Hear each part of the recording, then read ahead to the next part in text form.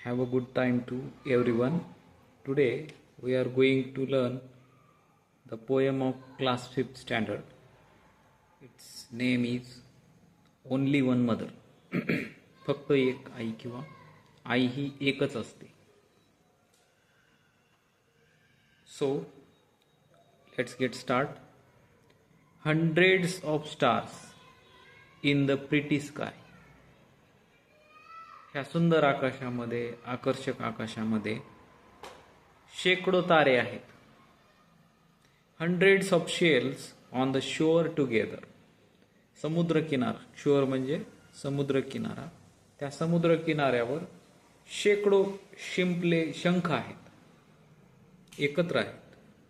Hundreds of birds that go singing by.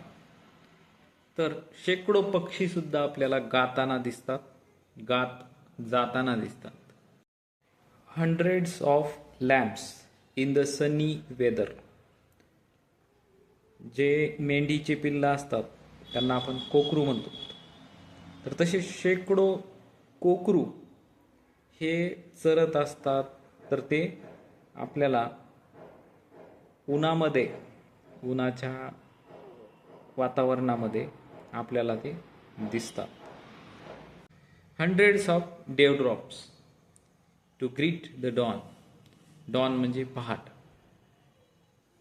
तर शेकडो दवबिंदू आपण पाहतो, पानांवर जमा झालेले पाण्याचे थेंब असतात पहाट. तर त्यांना, तर ते काय करत असतात, पहाटेला शुभेच्छा देत असतात. गुड मॉर्निंग या पद्धतीने ते त्याचं स्वागत करत असतात. हंड्रेड्स ऑफ बीज.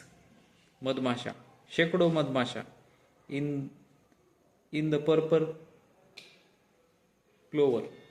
तर एक जांभळ्या फुलांवर, पर्पल क्लोवर नावाची फुलं आहेत, तर त्यांचा मध गोळा करण्यासाठी शेकडो मधमाशा आपल्याला त्या फुलांवर दिसतात. Hundreds of butterflies on the lawn. तर कुरणामध्ये किंवा अशा मोकळ्या गवतावर आपल्याला शेकडो फुलपाखरं. बटरफ्लाय म्हणजे फुलपाखरू, बटरफ्लाईज म्हणजे अनेक वचन, फुलपाखरं.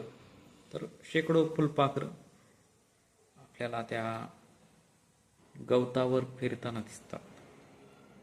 But only one mother the wide world over.